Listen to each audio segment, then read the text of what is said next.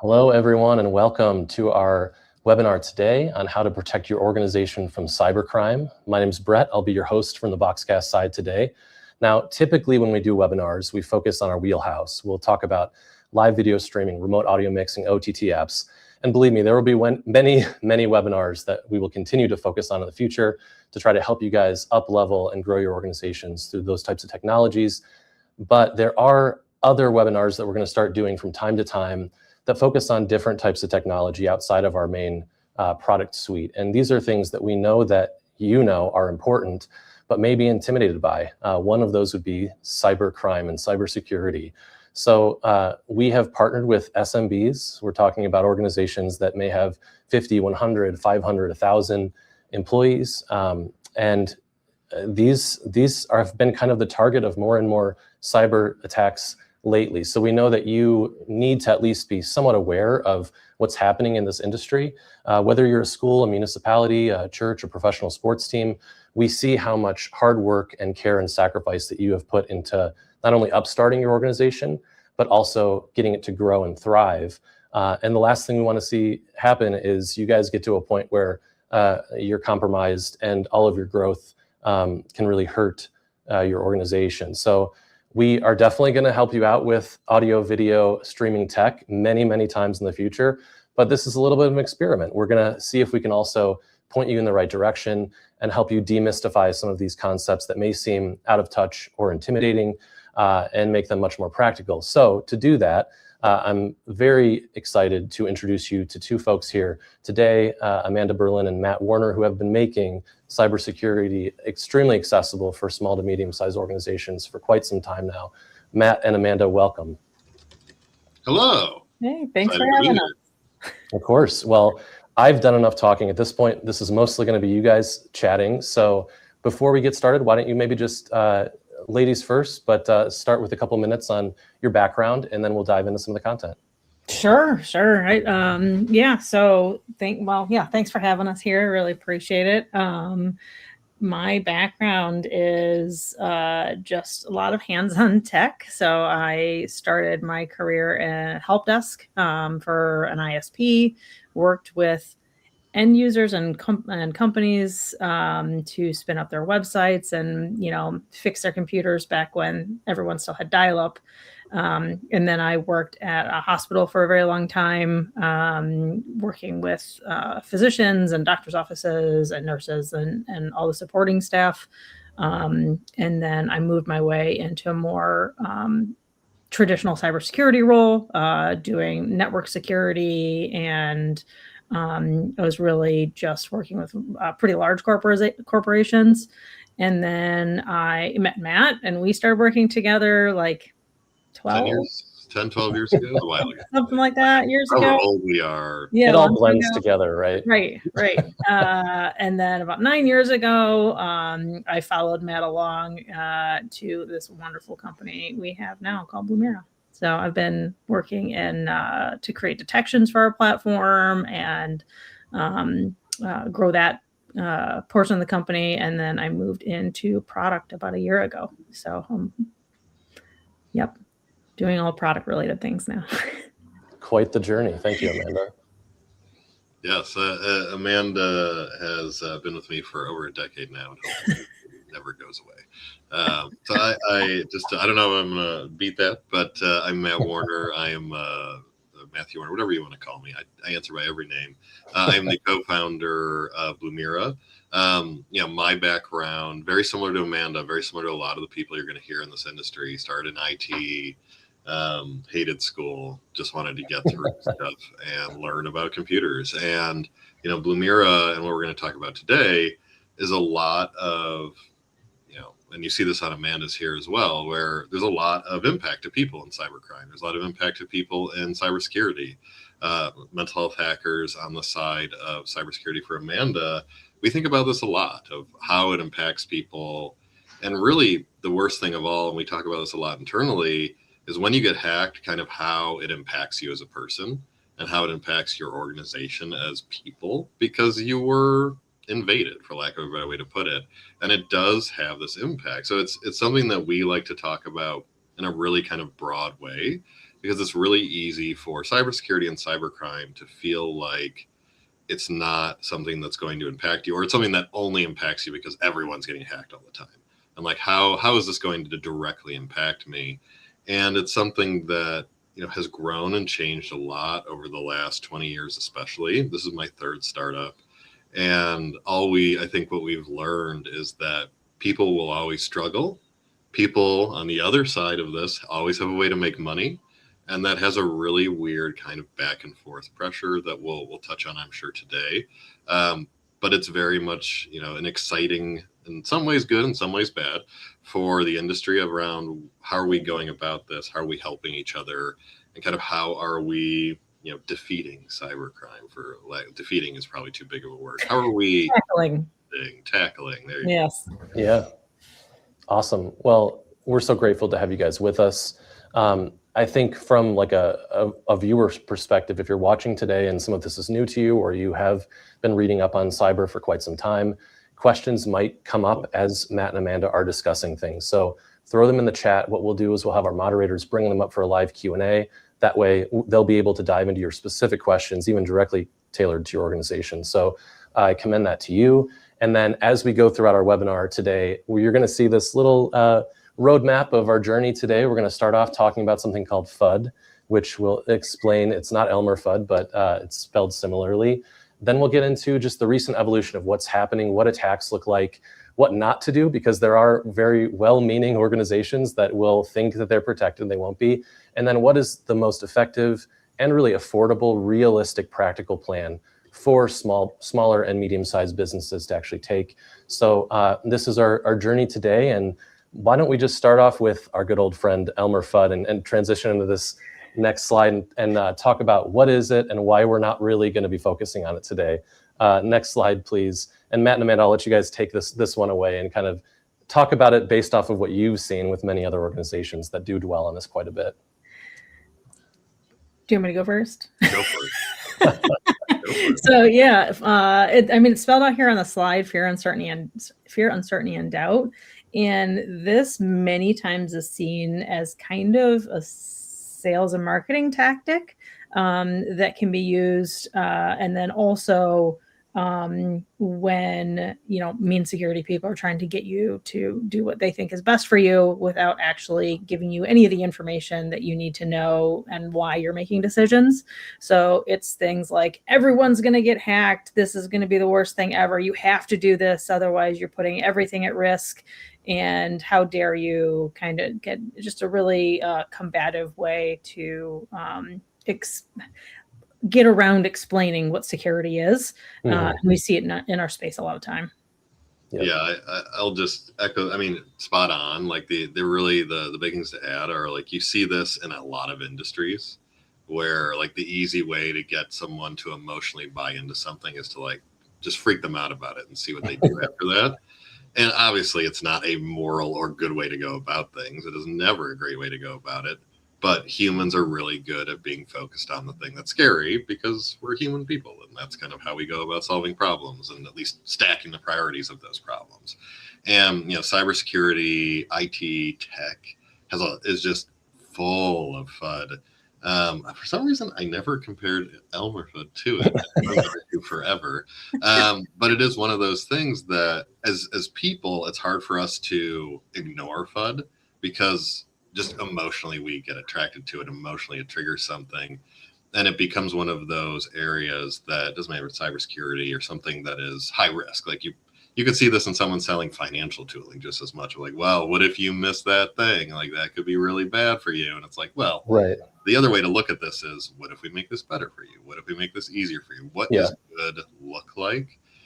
It's just really easy when you can put, and easy in a bad way, when you can put that, like, well, the bad thing will happen, therefore right, do this. And the inevitability of being hacked or not doesn't change anything. Like, it doesn't, like, you being worried about it, us being worried about it. Like, Amanda and I see breaches every day at organizations, and they are not breached because they did or did not care about the world around them. It's generally because of, and we're going to talk about the anatomy attack in 26, but, like, it is for a variety of reasons. And none of those are because someone was active. Well, I shouldn't say none of them. Almost all of them are because someone was not actively doing something wrong. And so it's important as we go into buying in anything, cybersecurity, really anything that's out there. If someone is approaching you from a sales and marketing perspective, from the standpoint of, well, if this breaks, your whole life will fall apart. It's really just like, and that's honestly how it goes in a lot of these cases. It's just really depressing to see in these kind of markets because it's hard for people to understand at many times. Right. And it's easy to sell this way and market this way because you can play on those emotions. And a lot of people do take that kind of, I don't think they're always doing it to be immoral, but it's definitely the easy way. It's particularly what I've seen effective for people that are newer to the world of cybersecurity. It's a great introduction to try to almost play with people's emotions. So on this next slide, this is what our goal is. We're not trying to scare you with the content. We just want to inform you on what's real and try to equip you with a relevant frame of mind to kind of approach your own cyber practices moving forward. So some of the things might be a little scary from time to time, but I think for the most part, this should be practical for you guys. So let's kind of fast forward now by looking back into like what cybersecurity was in the past, because I think there was this old world where small to medium-sized businesses were not affected. So let me ask you guys both, like, what was the time frame of this being only an issue for enterprise, where you had to be like this major corporation to even be targeted? I mean, it's a great question, and I can go on a 3-hour diatribe on this, and I won't. Please fill in anything I miss, Amanda, in this short diatribe. In 2016, and I'm going to take us back to 2016 to start. In 2016 is when ransomware kind of became a thing across the market. I think it's really easy for all of us, just because of COVID and everything else that's happened, to forget that 2016 was 10 years ago. Like, it doesn't feel like it doesn't seem like 10 years ago. It feels like it was like 2 years ago. It's just like, it's fine. Yeah. But it was 10 years ago, and that was, the Ukraine-Russian war was just getting kicked off. We saw, I don't know if anyone remembers this, but there was a leak by the NSA of some of their tools were leaked onto the internet. And this culminated in this push for kind of international cybercrime to realize that they could make a lot of money off other people's environments, depending on how they went about leveraging ransomware. Previous to 2015, 2016, this did not exist.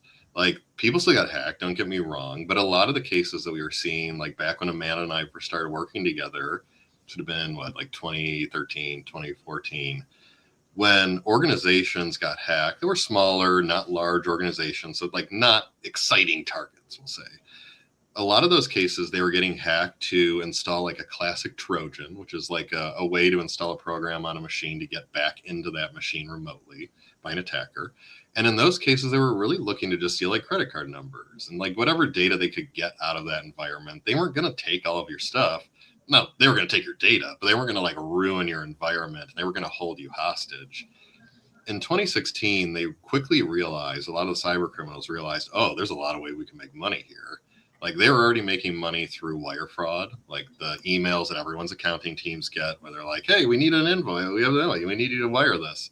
Right. Which is, we can touch on that too. That has been a continuous and growing thing. I think the scale of that does surprise people. In the US, there's over $1 billion lost a year just to that business email compromise. And so you're talking about billions and billions of dollars in growth and revenue going out to the cyber criminals. And that's a lot of what has taken, 10, 15 years ago, a lot of us looked at it as like, yeah, it's not great, but like we're getting better. And like small companies aren't really being attacked because a lot of the focus is up into government. Think about the 2012 when the DNC and RNC got hacked during that election. It was really focused up into that kind of view. But when cyber criminals realized that they could make money, like they could make legitimate hundreds of millions to billions of dollars, everything pivoted very quickly over about 3 to 4 years. And then when COVID kicked off, it got even worse because everyone went remote. And the ability to secure environments, especially back 10 to 15 years ago, and those of you who worked in large organizations probably experienced this, of like, you might VPN in, you might give something to like get into that environment, but otherwise you're probably going into work. You're probably going to work in that office, and it's going to be Right. protected within that kind of wall. Yeah. And over the last 10 years, that's changed so much that cyber criminals only have a benefit to be in the market. And that makes it so us, the other normal people in the world who would never commit these random felonies to generate millions of dollars, are looking at this going, all right, how can we defend this? And then think back to the FUD topic. Not only how can we defend it, but how can we defend it and think about how it's going to impact us, make sure that we have reliable security. And really what I mean when I say that, doesn't mean anything to anyone, is how do we have security that is easy for people to adopt? And how do we have that in a way that when someone is running forward and ensuring what they're doing, that what has been built up over the last 10 years is something that they can defend against? Right. And I think that's the challenge as well for those who are watching today, because even looking at this slide here, if you're an organization with 5,000 employees and you've got offices that are international, you can dedicate 5 to 10 people to have their full-time job be to focus on eliminating threats.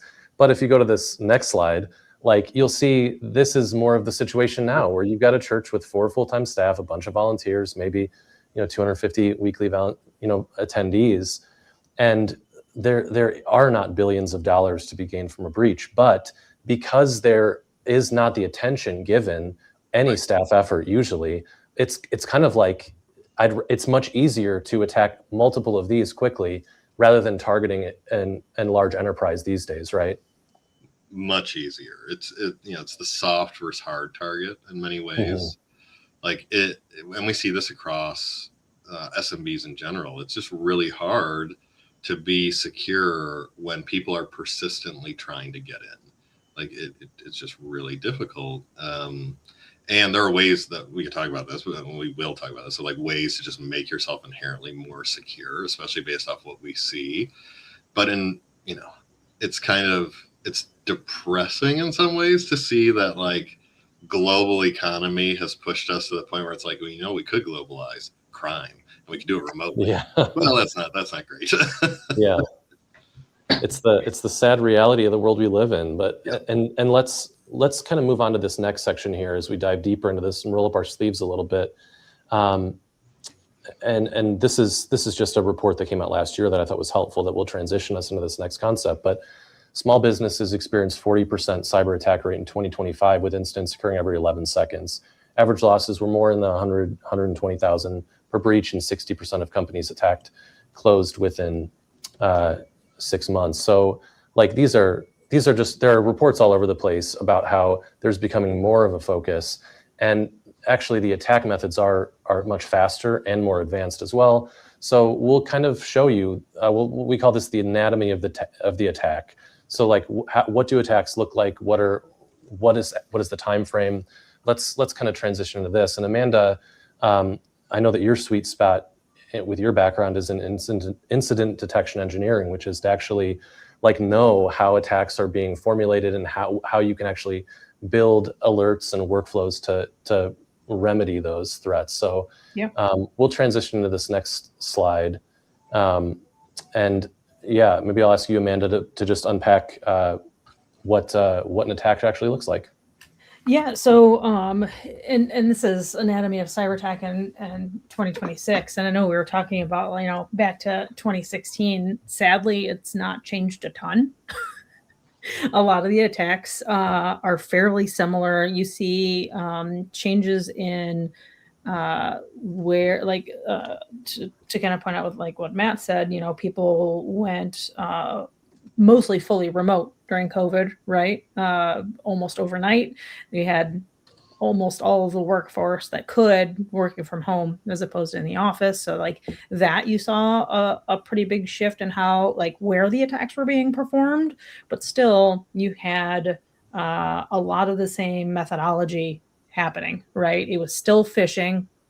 People are still getting in via end users, clicking links and, capturing their credentials, that kind of stuff. It's still misconfigurations and things exposed out on the internet. But to your point, Brett, it's just the attacks happening faster. right? There's more automation.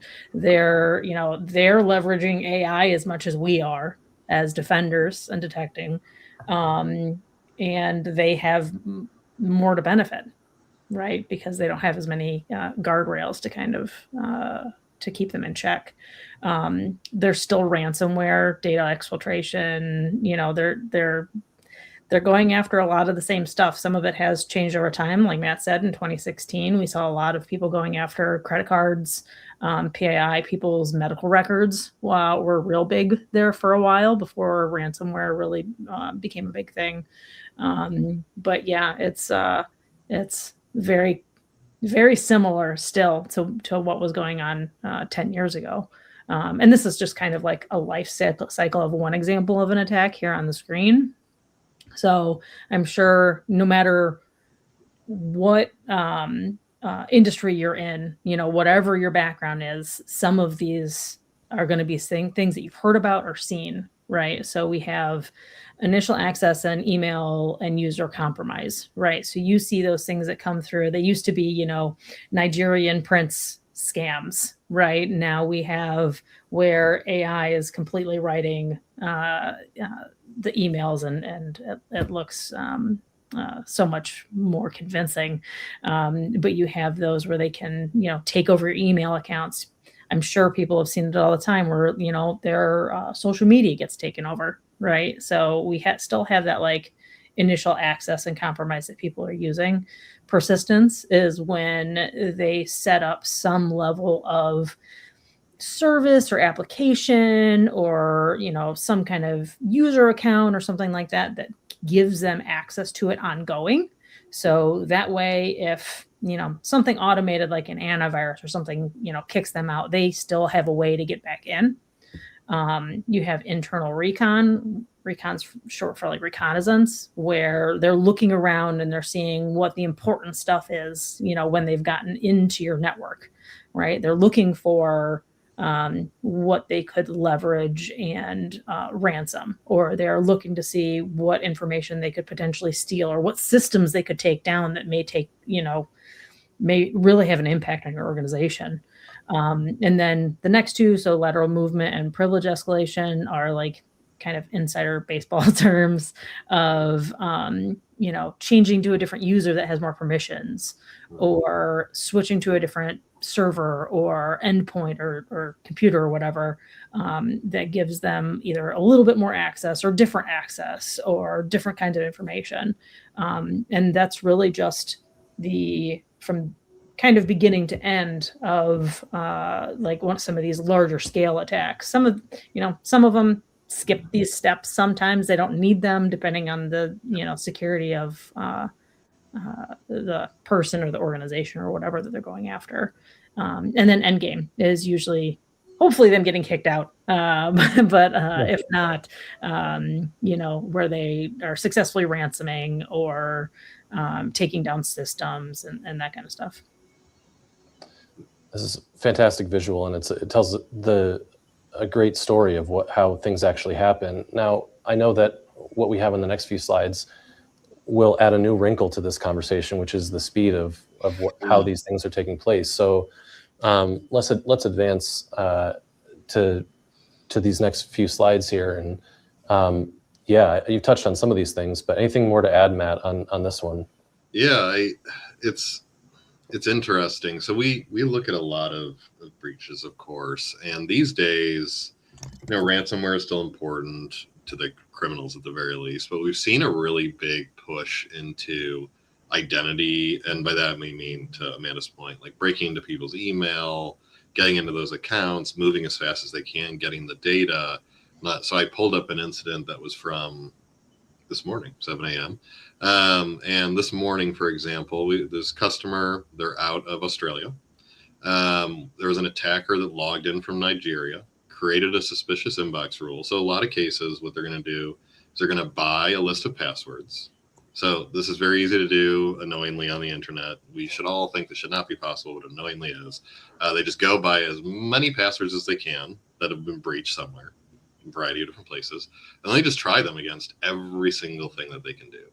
once they get into them, kind of going off this faster, they're going to automatically do a number of very specific things. So within 3 minutes, this attacker logged in, made this inbox rule, and shared 700 files out of their SharePoint out to their own attacking group. Like, in no world is a human capable of responding to that type of attack. It's just not possible. It's too fast in a lot of these cases. And, a lot of these tend to start at, to Amanda's point, high quality phishing or something similar to that. And there are so many different attacks these days that make it on the more convincing side that yes, there's voice cloning, which you're going to hear called vishing, which I find to be a very stupid term. That is what they talk I hate about. that term. Yeah, you don't have any control of it. That one's going to be there. No, vishing. Deep fakes are, of course, a thing. Like we see this as well. It's also worth noting for those of you who hire people, like the amount of fraud coming from deep fakes and trying to hire people right now is very crazy right now. So like in general, that has made it harder on both sides. And more available is really just more that data is more available to these cyber criminals. Like it's really hard to keep it away from them because they can just buy it and they share it with each other. Mm-hmm. And if one person can get in, they likely bought this credential for maybe $5. And they knew that they could get in, they knew that they could do something, and they knew to get data out of it. And when you can do that in 3 minutes, the only answer is some type of response that's kind of like automated. Or on the other side of this, which I know we'll touch on, is more like how can you harden your environment so you don't need to worry about that? Because in a lot of these cases, when we see these breaches are really associated with how they are going about it, what they can get, and how quickly they can solve that problem. And by solve that problem, I mean get into your environment and take as much data as possible. Yeah. So, a lot of this is what can we do? What can you do? What can we do as defenders and just people? Because we're all in this together. Defenders are everyone who's not a cyber criminal in the grand scheme of it all. Right. We like to really talk about it that way internally. And one of the things that I know I've seen, I'm sure Amanda's seen this, of like, well, if you fail this phishing test 3 times, we fire you. There are companies that do stuff like that. And the way that we approach this, I remember I was talking to a lead at GE years ago, is that it's never the user's fault. It's never the person's fault. Like, to get tricked by a very good DocuSign phishing email lands in your environment, you click because you were expecting it, you logged in because you thought that was totally okay, and it looked exactly like your login page. That cannot be a user's fault. It cannot be one. No one's above that. No. Right? Like I remember last year, I almost gave up my 2-factor in Facebook because the fish was that good. Yeah. Right. So they're it's becoming much better. It's something that is like, it's just the reality of the world that like they're enhancing and becoming more advanced. And it may, at this point of the webinar, like if you've been paying attention, it may sound a little gloom and doom, like, oh my gosh, what can we do? Is there hope? So we're going to get there, I promise. That is what we are building towards. But before we can talk to you about that, we wanted to just lay out the land and say, this is how things are evolving, and take heart, because even though attackers are evolving, defenders are also evolving, especially in ways that are going to become practical for small to medium-sized businesses. So I think we'll move forward from this part of the conversation. And again, I'll talk through this really quick. What we were seeing back in that time frame a decade ago was activity that would maybe take 1 to 2 weeks. And now we're looking in, 1 to 2 to 3 to 4 hours. So if this is new information to you, like it's good, right? Knowledge is power. This is good to know that this is the state of things. It's unfortunate, but thankfully we have great innovators like Matt and Amanda that have given the best hours of their day towards coming up with practical solutions to help protect against these types of things. Before we get into the good news, though, there are well-meaning people who try to spend time to implement solutions that they think are effective. And it is worth saying these are actually in more of a category of what not to do. So we'll go back and forth. Matt and Amanda, you guys can take it away from here. But let's just kind of highlight from all that you guys have seen in a decade or more in this industry, like what are the things that may not be as good as some people think? Yeah, so there's a lot. So narrowing them down, narrowing them down to just the top three is hard. Yeah. So yeah, my number three I picked don't separate IT and security, and this I picked because this is what I was taught to do. Right. When I was in IT, security was a completely separate function. Right. We didn't have budget for security. We didn't have security analysts. We didn't have security engineers. We didn't have it. So we were IT. That was it. And we would have to figure it out. They weren't calling us security pros. It wasn't in our job description anywhere. It was, a completely separate function. And I think a lot of people are still kind of stuck in that mindset. And we see that a lot with, especially in the SMB market. And then we also have a lot of customers that are managed service providers. So it's just like a bunch of tech people, providing tech services for even smaller businesses.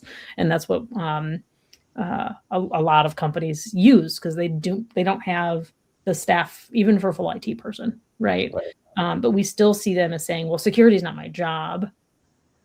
I'm not a security person. I'm an IT person. And that's one of the biggest mistakes that I think you can make, right?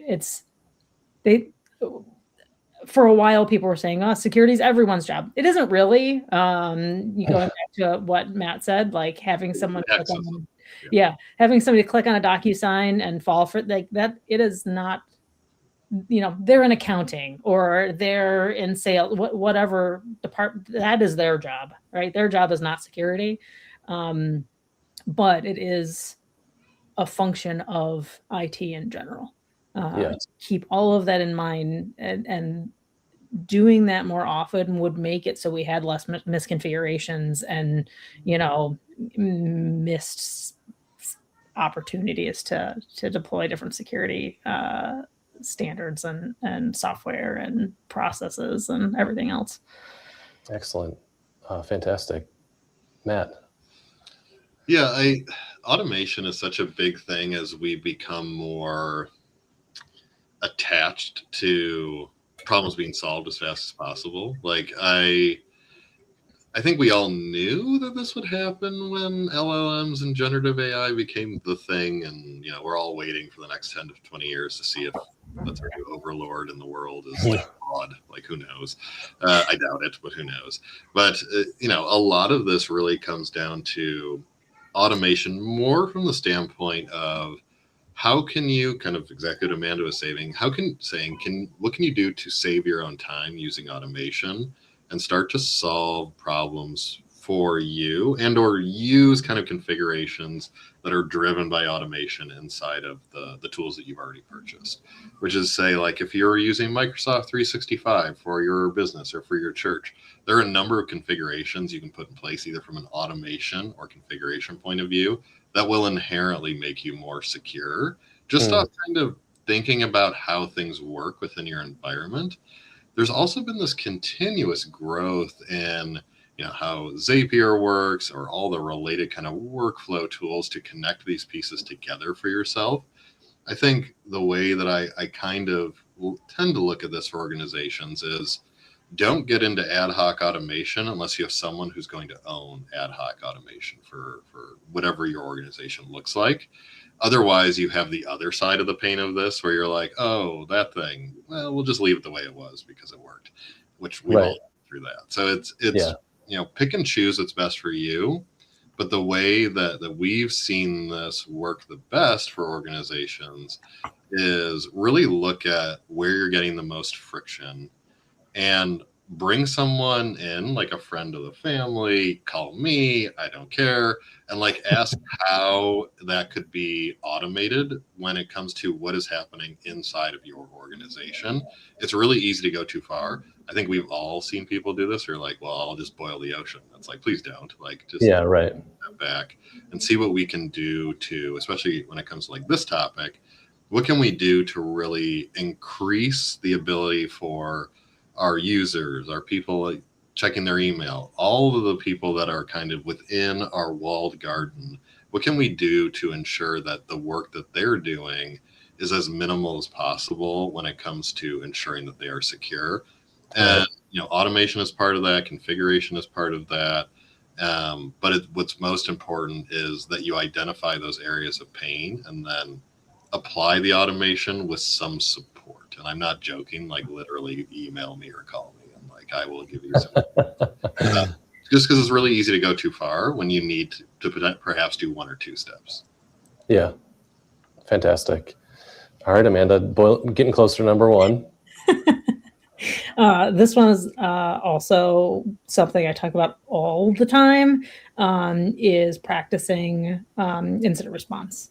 So it doesn't just have to be cybersecurity related, but I love tabletops, and not just like the regular like Dungeons and Dragons kind of tabletop, like actual instant response tabletop where you get with your different stakeholders of the company, your leaders, some end users, whatever, and you go through some sort of incident, right? It doesn't necessarily have to be cyber related. It can be, especially for the purpose of our conversation. But it can be something as simple as someone broke in and stole the laptop that we use to do our accounting. Right? Okay, what then? Like, what do we need? Who do we need to talk to? What are our processes that we have to follow? It's always better to sit down with all of those people and practice what that incident will look like without having the stress and urgency and everything else that you have to deal with when it's actually happening. So don't wait for something to happen. Practice first. Talk to like whoever your IT or security person is and be like, okay, what would be the worst thing that would wake you up in the middle of the night? Like that you could imagine. Practice that. Because definitely practicing it when you're all calm and can think about it and write things down is always the way to go.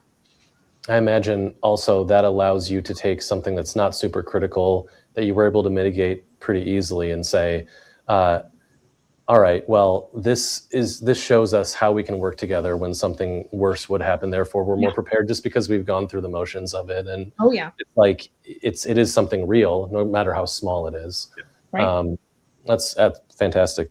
Because so many times when things are small, you just say, whatever, and you move on, right? Yeah, until it happens. Right, correct. Yeah. Thus, do not wait for the big incident. It's making sense here. Okay, I got it. Yep.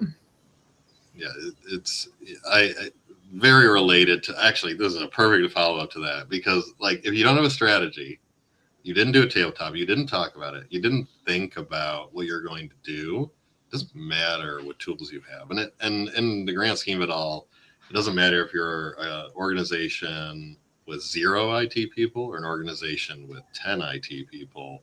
It's worth talking about what would happen and what would we do. Not because there's an expectation, but this aligns kind of directly to this of you don't know what tools you have to protect yourself if you don't know what that strategy looks like. And that doesn't mean you need to have like a super refined conversation where you're like, if we turned on 2FA, it would look like this. It's more of a, how are you using your environment? And if all of a sudden you could no longer use your environment for reasons, what would that look like to you? And what tools would we need to ensure that that wasn't a problem for us? Yeah. Like internally here at Blumira, we've had the conversation of like, should we buy Starlinks for our entire like leadership of engineering? Because like, what if the internet goes down in the Midwest? We're all in the Midwest. Like, is that a way to solve that problem? And that has nothing to do with the tool. It has nothing to do with the Starlink as a thing. It is exclusively is this important for us looking forward? And I think all organizations have that thought process of like, well, we have a list of people who attend our church. Would we want that to be exposed broadly to the internet for someone to just have it? Maybe, maybe not, but it's worth talking about and saying like, maybe it's the donors, maybe it's like how people are tithing. Like this stuff can be sensitive information, and how you're protecting and how you're leveraging those tools really has to come from how important they are. Why are they important to you? And that's where a lot of security gets easier, honestly. If you've talked about it, if you've thought about it, if you've even taken like a day a quarter just to kind of be like, how would this look if we did this thing?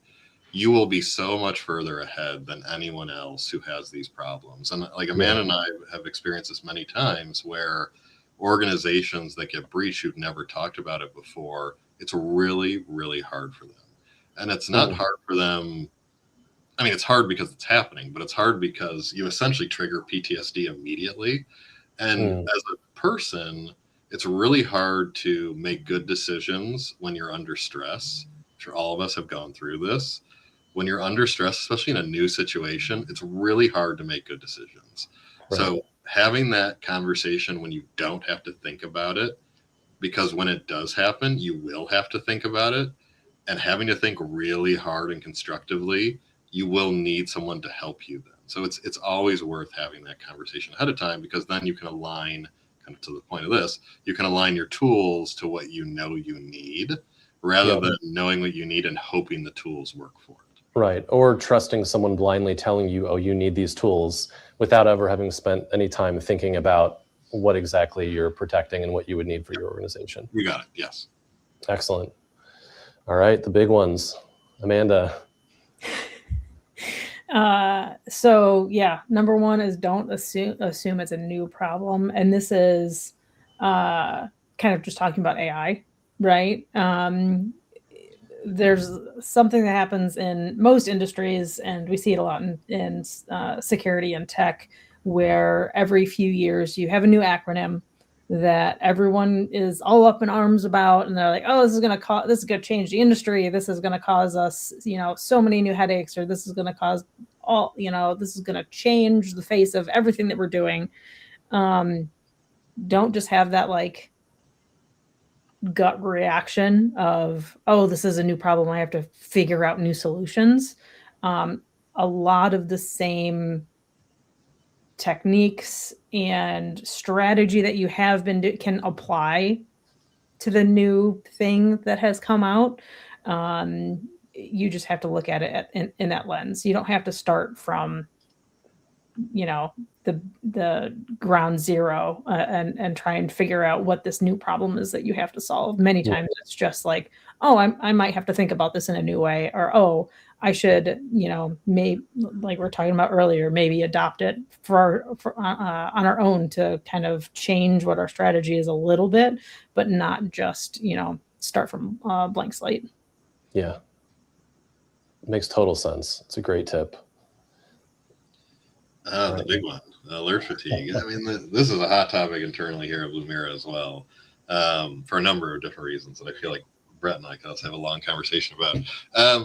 Alert fatigue is one of those things that, and I think we all experience this in every day of our lives. Like, it doesn't matter what it is. It doesn't matter if it's alerts from Instagram, right, from Facebook, or from LinkedIn, or whatever. It doesn't matter. Like, that thing that I think those of us with kids probably also experience. Child fatigue, no offense to our children. Boy who I have no wolf. idea what you're talking about. I have 3 of them. That's why it's a fable. That's why it's a fable. The boy who cried wolf. Yes, I did try to explain that fable to my son the other day. It did not work. It's one of those areas that, we're talking a lot about what people do. This is a great example of what people do in response to noise. Everyone does this. It's not because for any specific reason. It's just how people work, that when you are faced with a lot of different data points, when you are faced with continuous alerts, the easy answer for every person on this earth is to stop paying attention to it. It's just the answer. Like, there's no better answer for every person on this planet when you're annoyed is to walk away from the thing that's annoying you. Like, it's the easiest way to solve the problem. Right. And I think in IT and security, especially thinking back to the old days of IT and security compared to where we are now, old days, aging, all of us. Old days. Sorry about that. When we think about that, it was really easy to kind of be like, well, you need to look, because who else will look? And this goes back to that IT side of like, well, it's fine. You're just going to go look. Like, just go look. And we know, because we can now look back and we have the benefit of hindsight, that it didn't work.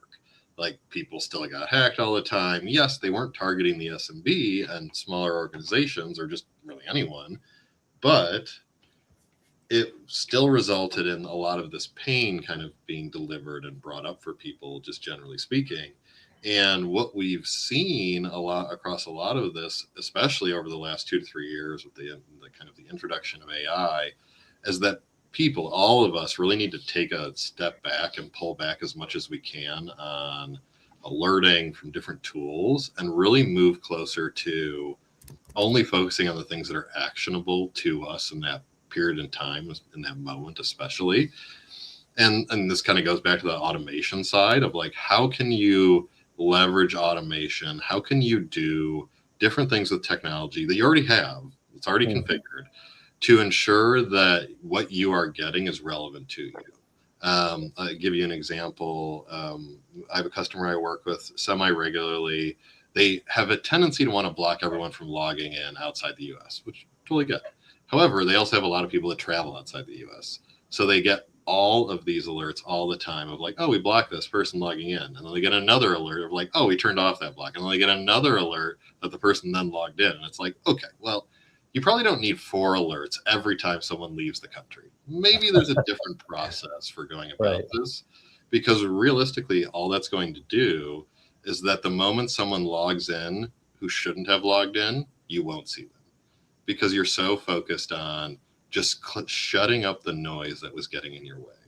And, you know, this happens to all of us. Like, I think, like, for me, this happens in filing my taxes because it's such a like load of effort to pull that information together, have everything together, get it all out, make sure everyone's happy, blah, blah, blah.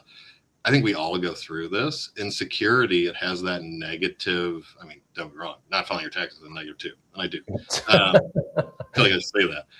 It has this negative on the other side that because you have dealt with that noise, that feels like the right thing to do. And it is, like, it's good to check, it's good to validate.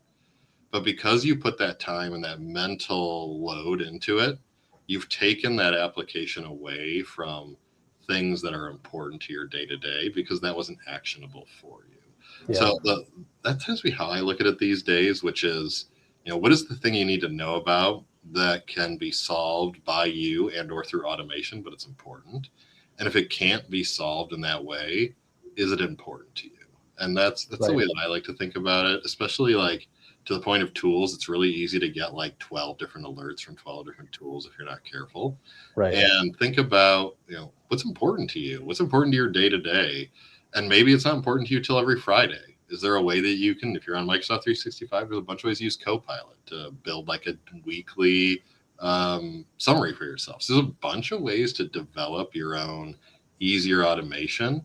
I think this is very similar to the other parts I was saying. A lot of it comes to, how does it make you feel, which is, you know, a very different way of approaching a lot of this stuff in 2026. How does it make you feel? How do you want to approach it? And is it something that's important to you? Because if it's not, then there's a chance that either you're missing it, like you're just generally missing it, or you need to kind of refocus in a different area. So it's really easy to be blind to stuff because that's what people do. So really just making sure you find what's a high priority to you. So what I love about all of your answers, and they're demonstrated on this slide, this would be a good one to screen capture, even though we'll be sharing the slides after if you want to look at them. It's that these are very thoughtful based off of your experiences, not only from a technical standpoint, but from just a practical standpoint of human behavior. And I can see how you guys have baked this into the way that you approach security and the way that you built out Blumira for SMBs, which makes a lot of these things very natural and easy for folks who especially are newer to security. So let's transition into the happy path. Like, this is a much more simplified action plan that you both at Blumira have structured your entire solution for SMBs around. So this is not an acronym, though on the next slide it looks like an acronym. That's just how I wrote the slide. It's LDRR, Logs, Detection, Reports, and Response. These are kind of the 4 classic pillars of something that's doable for your organization, regardless of your size. And we'll actually break we'll break that down one by one, let you guys talk through them. And you know, I don't think we've talked too much about this, but there have been a few hedgehogs on the slides. That is the Blumira mascot, the hedgehog. It's like the most defensive animal, right?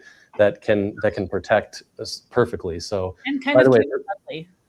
what was that? And kind of cute and cuddly. Oh yeah, I mean, almost like something you'd want to get a tattoo about, right? Right. Exactly. Yes. Maybe one of us on this has done that. I don't know. Maybe. You never know. So yeah, so that's why, if you're wondering why is there this small creature on so many of these slides, that's why. But let me hand it off. Let's first talk about logs, the first process of good security for SMBs.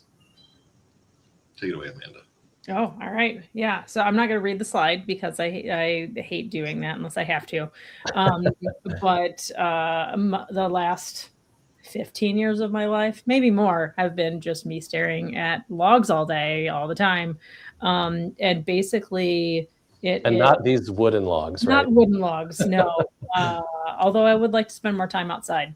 But no, it's like anything that you do digitally most of the time can be tracked, right? You can see when people logged in, how they logged in, where they logged in from, if they failed, if they succeeded and then something else happened. You can see kind of a chain of events. And Mac talked about this earlier about that, the one customer that we had that, they failed some logins, they logged in, they set up a rule, they started sending out data. We know that because of the logs. We know that because we can see a time frame of all of these very individual things that happen that come from all of these different places. So you have email, you have the endpoints and desktops that you're using, you have all of the 500 pieces of software that you use every day. All of them generate their own very specific kinds of logs. And when you kind of put those together, you can start to paint a picture of good or bad things or weird things or whatever that are happening in an attack or just a user's day-to-day. Use them a lot for troubleshooting. They're just ingrained into pretty much everything that we do and why we are a company. Yeah, I think it's one of those things that if you actually think about, it's kind of mind-blowing. Like I read a stat recently that said like the average person opens up their phone over 200 times a day. Right. So like there are logs associated with every activity that's happening, from opening that device, unlocking it, incorrectly putting a password, opening an app. It just like if you actually think about every single choice made on your laptop at work, made on your phone personally, made on your iPad when you give it to your 5-year-old. Like there are enormous amounts of data points that for defenders like yourselves at Plumira that work with SMBs, the first process, right, is taking all of that and saying, let's just try to review it to see if there's anything funky going on, right? It's like needle in the haystack. Exactly. So we're not like, going to worry about 99.9% of them, but that's the art of this whole industry, is to try to identify something that looks a little strange or off. And that is what, Amanda, once again, I think you have been dedicating an enormous amount of your time to for the last decade or more, which is our second thing, and that's detections.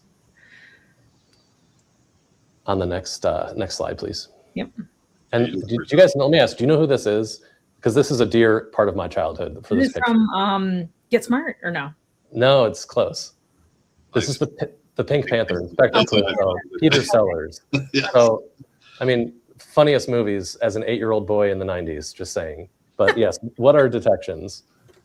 So the detections are, like I said, you're trying to find a needle in a haystack. So the detection is what surfaces that needle and makes it so you don't have to go search it for every time. It is looking for something that we know we've seen bad people do, and making it so we don't have to go look every 5 seconds to see if a bad person is doing that, right? It's going to alert us. It's going to tell us that that bad thing is happening.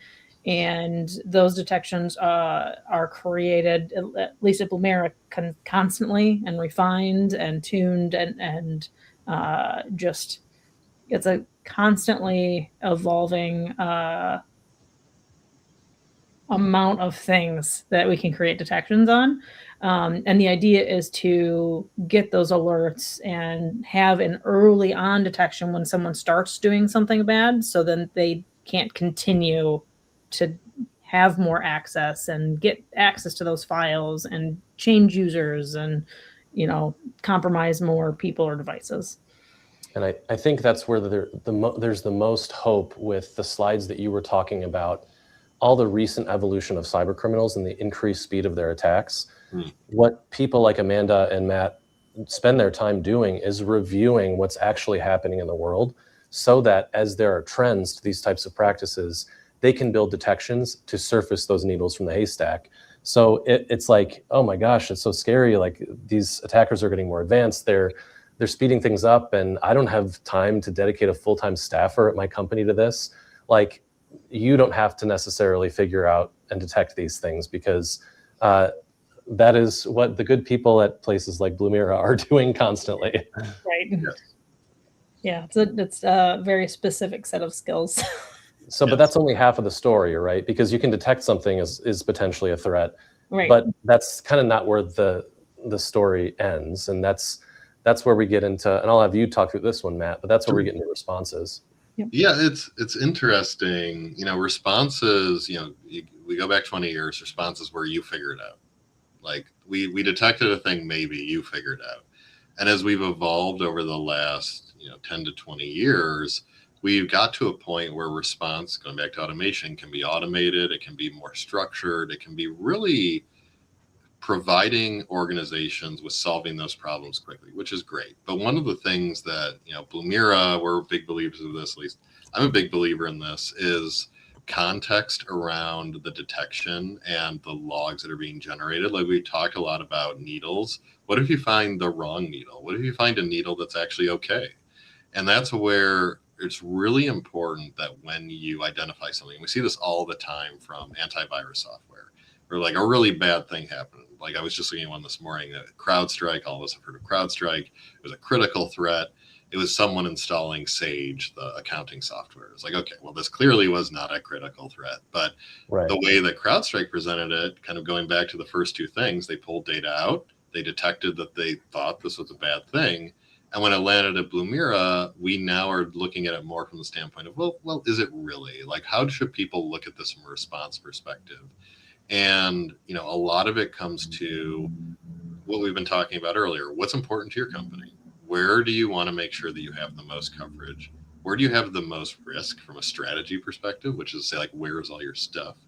And how do you make sure that as you are responding, either through automation or manually, or maybe you're just doing some investigation because you just aren't sure, having the context that's there and important is important. Like, it is just really important to ensure you understand what is happening, because this is, it really goes directly back to the alert fatigue side of, if you do not have the time and mental load to do the response, the chances are that you will miss a response are high.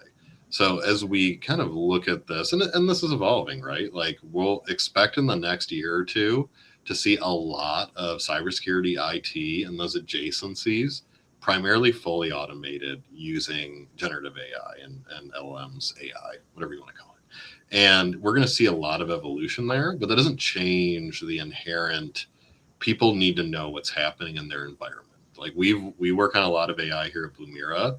We still, like, man and I were just talking about this earlier, if we can't get to a person at that company who did a thing, it's not possible for us to ever know. Like, maybe Sage isn't good to install. Why did you? Maybe they actually use QuickBooks. Maybe this person is doing something they're not supposed to be doing. It's really hard to tell unless you know internally and you have that context. And that, I bring that up because in security, especially, you see this in IT, but you see it everywhere where everyone uses agencies, where, like, you hire someone and you're like, okay, I need this. And they're like, okay. And then you get a month or two out and you're like, but that's not that. That's something else entirely different. They're like, well, I know, but it's close. And it's like, well, kind of, but, like, that doesn't help me solve this problem. Right. The responses have to be kind of in that same line of, what is relevant to you is important.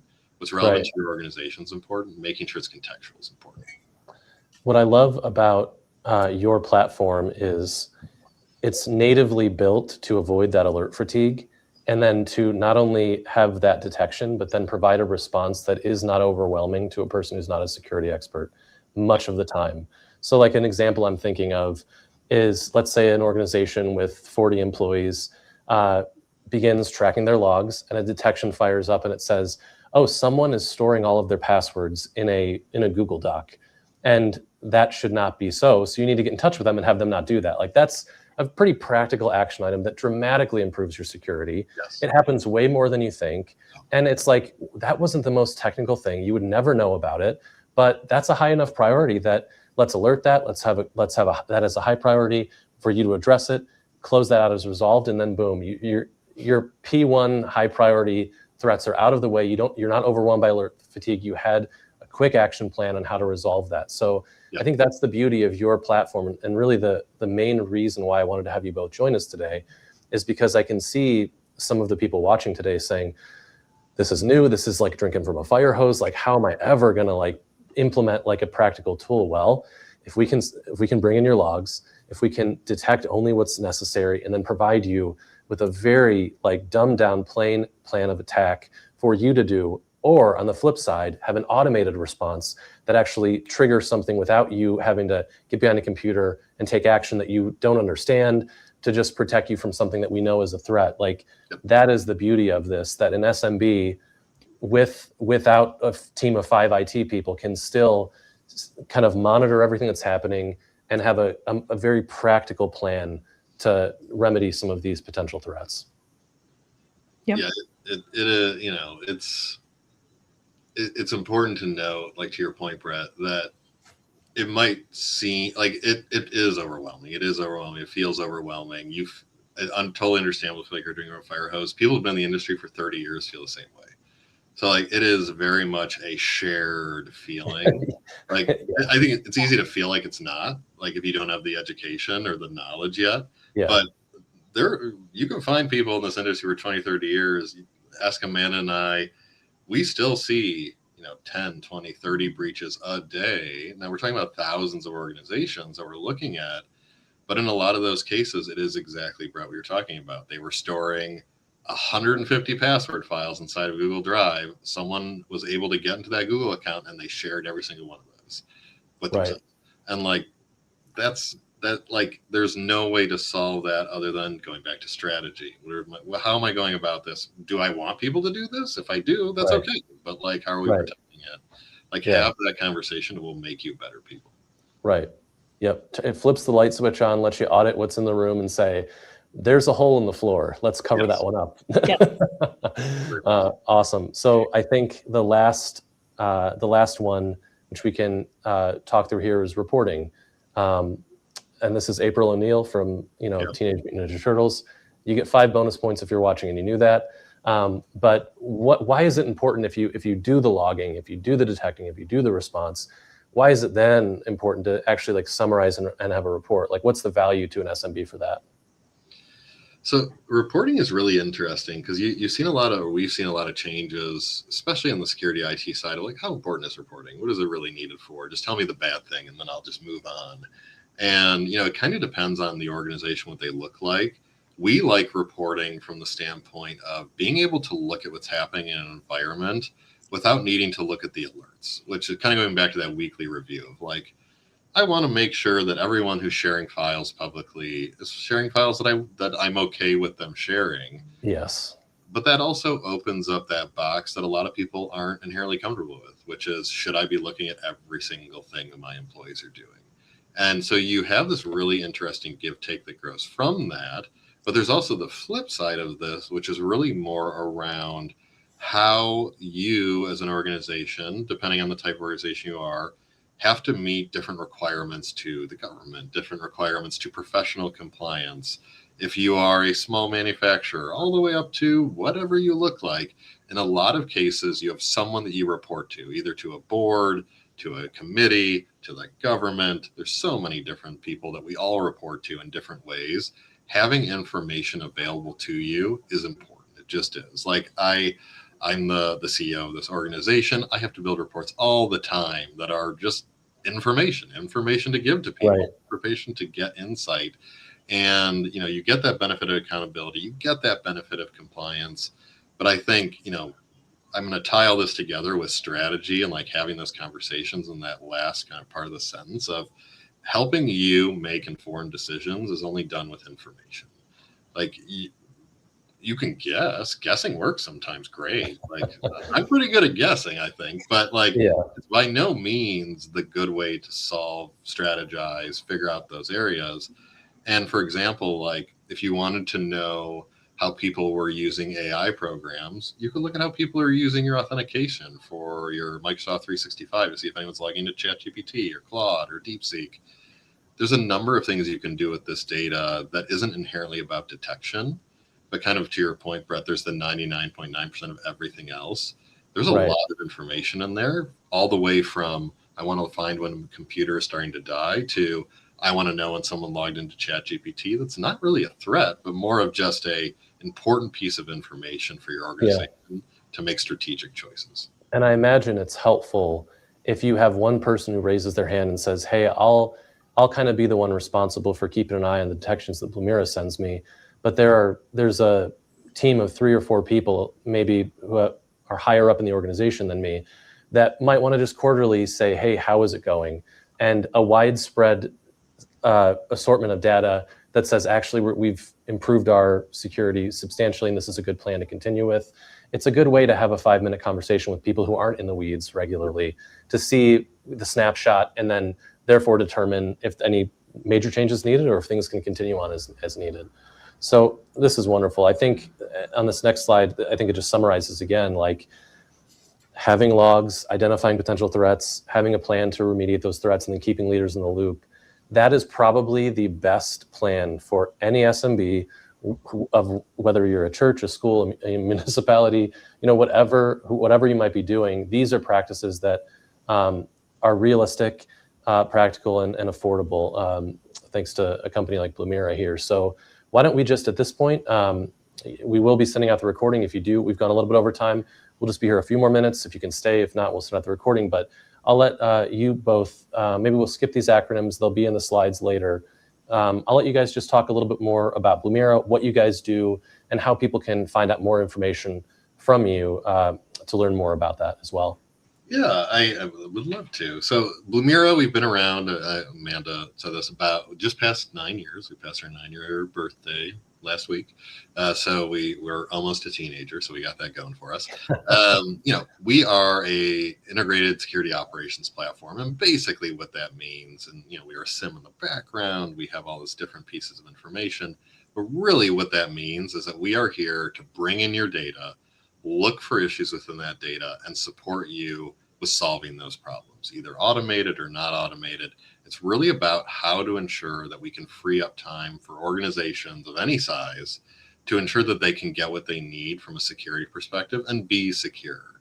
And in a lot of these cases, we sell through managed service providers, so they can support kind of a lot of different organizations, all the way up to thousands of employee organizations. And the way that we look at this with Blumira is that we are here to ensure that you get what you need out of your environment. And when something happens, we can support you in ensuring that you are getting back to that security side.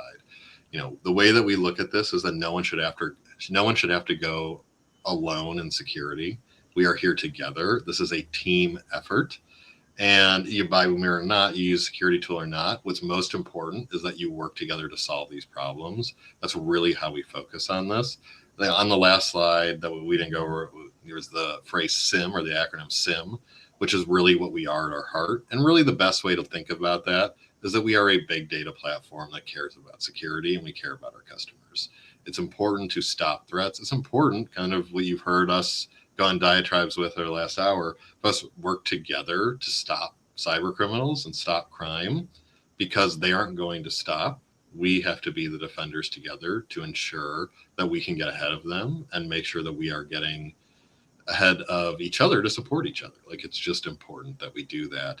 So if you are looking for security operations support, if you're looking for a way to detect bad stuff from happening, if you're looking for a way to ensure that your Microsoft 365 email doesn't get breached, we are here to support you in that effort to ensure that you can get what you need. And if you're looking for more IT support in general, we can find you people to support you on that side as well. We have a lot of managed service providers we work with. Over 500 are inside of our platform. So if there's anything that we can help with, chances are we can find some way to help you. Yeah, it's wonderful. It's fantastic to see what you guys have been able to build, because looking at the marketplace, like most of the solutions out there are going to cost organizations hundreds of thousands of dollars, and they're incredibly just inaccessible and out of reach. So that is so inspiring that you guys have taken great security practice, distilled it down to something effective, but also easy at a price that works for smaller organizations as well. So we have gone a little bit over. So I think it's, as a closing thing to say is, I know that let me ask, what is the best way for people to get in touch with you guys at Blumira, to even just have a conversation, not to go through a sales process, but just to learn more and kind of start thinking about this together? Probably the easiest way, and since I'm on the call, this is even easier. You can email CEO@blumira.com. That will go directly to me, and then we'll get you the right answer. Awesome. Well, we appreciate it, guys. We were going to do Q&A. We've gone a little bit over. So what we'll do is we will send those questions to Matt and Amanda. Great. And then in the follow-up, they'll answer it and we'll send it to everyone. But if you have any questions, take Matt up on that offer. It's not every day that that a cybersecurity executive of the year gives out direct access to them. So I think that's awesome. But you guys have been great. This has been a fantastic review. I know that our SMBs are probably very grateful, those who have attended, to just like open up their minds to something that was a little bit intimidating and overwhelming, and just get a high level overview of like what they need to start thinking about, what they need to start doing. So appreciate the time and and all that you guys do. Yeah, thank you. Yeah, We're excited to be here. Thank you for having us. Yeah. Oh, our pleasure. Well, thank you everyone who attended. We'll be wrapping up now, but if you have any questions, feel free to follow up with us. We'll be sending out the slides, we'll be sending out the recording as well as Q&A responses, and we'll see you next time at the next BoxCast webinar. Take care.